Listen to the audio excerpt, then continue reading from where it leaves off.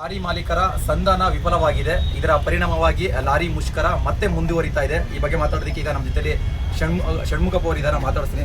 Sir, ಈಗ CM ಅವ್ರ ಜೊತೆ ನೀವು ಮಾತಾಡ್ತೀರಿ, ಒಂದು ಮುಷ್ಕರ ವಾಪಸ್ ತಗೊಳ್ಳಿ ಅಂತ ನಿಮ್ಮ ಹತ್ರ ಒಂದು ಮನವಿ ಕೂಡ ಮಾಡಿದ್ರು. ಬಟ್ ಈಗ ನೀವು ತಗೊಳ್ಳಲ್ಲ ಅಂತ ಹೇಳ್ತಾ ಇದ್ದೀರಿ. ಯಾಕೆ, ಏನಾಯ್ತು ಈಗ ಸಭೆಗೆ?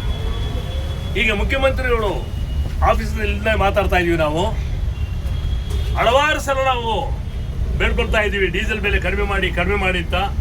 ಅದ್ರ ಬಗ್ಗೆ ಆಗೋದಿಲ್ಲ ಮತ್ತು ಖಂಡಿತವಾಗಿ ಹೇಳಿದ್ರು. ಆದ್ರೂ ಯೋಚನೆ ಮಾಡ್ತಿತ್ತು ಹೇಳ್ಬಿಟ್ಟು ಹೇಳಿದ್ದಾರೆ. ಎರಡನೇದು ಟೋಲು 18 ರೋಡ್ಗೆ ಬಣ್ಣ ಹೊಡೆದ್ಬಿಟ್ಟು ಟೋಲ್ ಕಲೆಕ್ಟ್ ಮಾಡೋದು ನಿಲ್ಸಿ ಅಂತ ಹೇಳಿದ್ವಿ. ನಾವು ಪರಿಶೀಲನೆ ಮಾಡ್ತೀವಿ ಅಂತ ಹೇಳಿದ್ದಾರೆ. ಆದ್ರಿಂದ ಯಾವುದೇ ಕಾರಣಕ್ಕೆ ನಾವು ಒಪ್ಪಲ್ಲ ಅಂತ ಹೇಳ್ಬಿಟ್ಟು ಹೇಳಿದ್ವಿ. ಎರಡನೇ ಸಬ್ಜೆಕ್ಟ್ ಕೇಳಿದ್ವಿ ನಾವು, ಡೀಸೆಲ್ ಬೆಲೆ ಜಾಸ್ತಿ ಮಾಡಿದಿರಾ, ಒಂದು ಅಟ್ಲೀಸ್ಟ್ ನಮ್ದು ಈ ರೇಟ್ ನಿಗಮ ಮಾಡಿಕೊಡಿ, ರೇಟ್ ಫಿಕ್ಸೇಷನ್ ಆಫ್ ರೇಟ್ ಮಾಡಿಕೊಡಿ ನಮಗೆ, ಆವಾಗನೇ ಕನ್ವೀನಿಯಂಟ್ ಆಗುತ್ತೆ. ಇವಾಗ ಆಟೋ ರಿಕ್ಷಾ ರೇಟ್ ಫಿಕ್ಸ್ ಮಾಡಿದಿರಾ, ಟ್ಯಾಕ್ಸಿಗೆ ಮಾಡಿದಿರಾ, ಏರ್ಪೋರ್ಟ್ ಟ್ಯಾಕ್ಸಿಗೆ ಮಾಡಿದಿರಾ, ಓಲಾ ಓಬರ್ಗೆ ಮಾಡಿದಿರಾ, ಆಮೇಲೆ ಈ ಬಸ್ಗೆಲ್ಲ ಮಾಡಿದಿರಾ. ಆ ಥರ ನಮಗೆ ಈ ಅಷ್ಟು ಟನ್ನಿಗೆ ಇಷ್ಟು, ಇಲ್ಲಿಂದ ಇಲ್ಲಿಗೆ ಬಾಡಿಗೆ ಇಷ್ಟು ಅಂತ ಹೇಳ್ಬಿಟ್ಟು ನಿಗಮನ ಮಾಡಿಕೊಡಿ, ಆಲ್ರೆಡಿ ಕಾನೂನಲ್ಲಿ ಇದೆ ಅಂತ ಕೇಳಿದೀವಿ. ಅದನ್ನು ಯೋಚನೆ ಮಾಡ್ತೀವಿ ಅಂತ ಹೇಳಿದ್ರು. ಒಂದು ಫಿಕ್ಸೇಷನ್ ಆಫ್ ರೇಟ್ ಮಾಡಿ ನಮಗೆ ಇಮಿಡಿಯೇಟ್ ಆಗಿ ಡಿಕ್ಲೇರ್ ಮಾಡಬೇಕು ಒಂದು. ಎರಡನೇದು 18 ಜಾಗದಲ್ಲಿ ಸುಂಕ ಕಲೆಕ್ಟ್ ಮಾಡೋದು ನಿಲ್ಲಿಸಬೇಕು. ಆಮೇಲೆ 4 ಬೇಡಿಕೆ ರಾಮಲಿಂಗಾರೆಡ್ಡಿ ಅವರು ತಿಂತಿದ್ದೀವಿ. ಮೊದಲನೇ ಬೇಡಿಕೆ ಬಾರ್ಡರ್ ಚೆಕ್ ಪೋಸ್ಟ್ ನಾವು ತೆಗಿತೀವಿ ಅಂತ ಹೇಳ್ಬಿಟ್ಟು ಒಪ್ಕೊಂಡಿದ್ದಾರೆ.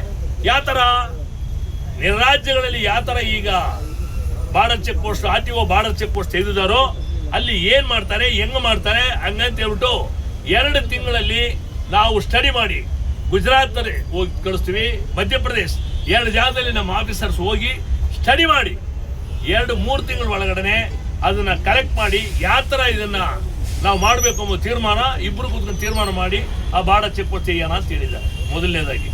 ಎರಡನೇದಾಗಿ ಈಗ FC-ಗೆ 9,000, 10,000, 12,000, 13,000 ಕಲೆಕ್ಟ್ ಮಾಡೋದನ್ನ ಇಮ್ಮಿಡಿಯೇಟ್ ಆಗಿ ನಿಲ್ಲಿಸ್ಬಿಡ್ತೀನಿ ಅಂತ ಹೇಳಿದ್ದಾರೆ. ಇನ್ನು ಅಮೆಂಡ್ಮೆಂಟ್ ಮಾಡಿಲ್ಲ, ಅದನ್ನ ಆಮೇಲೆ ಮಾತಾಡಿ ತೀರ್ಮಾನ ಮಾಡೋಣ ಅಂತ ಹೇಳಿದ್ದಾರೆ. ಅದರಿಂದ ಅದನ್ನ ಕೈ ಬಿಡ್ತೀನಿ ಅಂತ ಹೇಳಿದ್ದಾರೆ. ಅದರಿಂದ ನಾವು ಅದ್ರ ಬಗ್ಗೆ ಏನು ಚರ್ಚೆ ಮಾಡಿಲ್ಲ. ಬಹಳ ದೊಡ್ಡ ಸಂತೋಷ ಸುದ್ದಿ. ಮೂರನೇದಾಗಿ ಈ ಡಬ್ರೀಸ್ ಗಾಡಿಗಳು ಬೇಕಾದಷ್ಟು ಈ ಟ್ರ್ಯಾಕ್ಟರ್ಗಳು ಬಂದು ಅಡ್ಡಾಡ್ತಾ ಇದ್ದಾವೆ. ಡಬ್ರೀಸ್ ಗಾಡಿಗೆ ಬಹಳ ದೊಡ್ಡ ತೊಂದರೆ ಆಗ್ತಾ ಇದೆ. ಹಂಗಂತ ಹೇಳ್ಬಿಟ್ಟು ರಿಕ್ವೆಸ್ಟ್ ಮಾಡಿದ್ವಿ, ಏನೇ ಕಾರಣಕ್ಕೆ ಟ್ರ್ಯಾಕ್ಟರ್ಗೆ ನಾವು ಡಬ್ರೀಸ್ ತುಂಬಾಕ ಬಿಡೋದಿಲ್ಲ ಹಂಗಂತ ಹೇಳ್ಬಿಟ್ಟು ಹೇಳಿದ್ದಾರೆ. ಡಬ್ರೀಸ್ ಗಾಡಿಗಳಿಗೆ, ಮಣ್ಣು ತುಂಬಿಕೊಂಡು ಹೋಗೋ ಗಾಡಿಗಳಿಗೆ ಯಾವುದೇ ಕಾರಣಕ್ಕೆ ಇಲ್ಲಿ RTO ತೊಂದರೆ ಬಹಳ ಜಾಸ್ತಿ ಇದೆ ಅಂತ ಹೇಳಿದ್ವಿ. ಅದನ್ನು ಕೂಡ ಕೂಡಲೇ ಅದನ್ನು ಡಿಸ್ಕಸ್ ಮಾಡಿ ನೀವು ತೊಂದರೆ ಇಲ್ದೇನೋ ಮಾಡ್ತೀನಿ ಅಂತ ಹೇಳ್ಬಿಟ್ಟು ಹೇಳಿದ್ದಾರೆ. ಆದ್ರಿಂದ ರಾಮಲಿಂಗಾರೆಡ್ಡಿ ಅವರ ಹತ್ರ ಮಾತುಕತೆ ಮಾಡಿದ್ದು ಇನ್ನೊಂದು ಹೆಜ್ಜೆ ಮುಂದೆ ಈ FC ಸೆಂಡ್ ಮಾಡೋದು, ಆಮೇಲೆ ಫೈನ್ ಹಾಕಿರೋದು, ಇದೆಲ್ಲ ಕೂಡ ಚರ್ಚೆ ಮಾಡಿದ್ವಿ. ಅದೆಲ್ಲ ಒಪ್ಕೊಂಡಿದ್ದಾರೆ. ರಾಮಲಿಂಗಾರೆಡ್ಡಿ ಸಾಹೇಬರು ಎಲ್ಲಾ ಸಬ್ಜೆಕ್ಟ್ ಒಪ್ಕೊಂಡ್ರು. CM ಸಾಹೇಬರು 2 ಸಬ್ಜೆಕ್ಟ್, ಒಂದು ಡೀಸೆಲ್ ಬೆಲೆ, ಎರಡನೇದು ಟೋಲ್ ಸುಂಕ ಕಲೆಕ್ಟ್ ಮಾಡೋದು 18 ಜಾಗದಲ್ಲಿ ಒಪ್ಪಲ್ಲ ಅಂತ ಹೇಳಿದ್ದಾರೆ. ಅದರಿಂದ ಯಾವುದೇ ಕಾರಣಕ್ಕೆ ಅನಿಷ್ಟಕಾಲ ಮುಷ್ಕರ ಕಂಟಿನ್ಯೂ ಆಗುತ್ತೆ.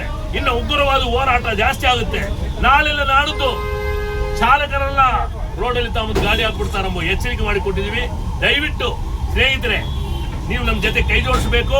ಯಾವ ತರ ಈ ಮುಷ್ಕರನ ಯಶಸ್ವಿ ಮಾಡಲಿಕ್ಕೆ ನಿಮ್ದು ಪಾತ್ರ ಇತ್ತು, ಅದೇ ತರ ಇನ್ನು ಮುಂದೆ ನೀವು ಯಶಸ್ವಿ ಕೊಡ್ಬೇಕು ಅಂತ ಹೇಳ್ಬಿಟ್ಟು ನಾನು ನಿಮ್ಮನ್ನ ಕಳಕಳಿ ಮಾಡ್ತೀನಿ. ಲಾರಿ ಮಾಲೀಕರನ್ನ ಎಲ್ಲಿನೋ ಲಾ ಅಂಡ್ ಆರ್ಡರ್ ಪ್ರಾಬ್ಲಮ್ ಬರ್ದಿರಾ, ಕಲ್ಲು ತೂರಾಟ ಇಲ್ದಿರಾ, ಯಾವುದೇ ತೊಂದರೆ ಯಾರು ಬರ್ದಿರೋ ನೋಡ್ಕೋಬೇಕು ಅಂತ ನಾನು ನಿಮ್ಮನ್ನ ಬೇಡ್ಕೊಳ್ತಾ ಇದ್ದೀನಿ. ಧನ್ಯವಾದಗಳು. ಜೈ ಹಿಂದ್.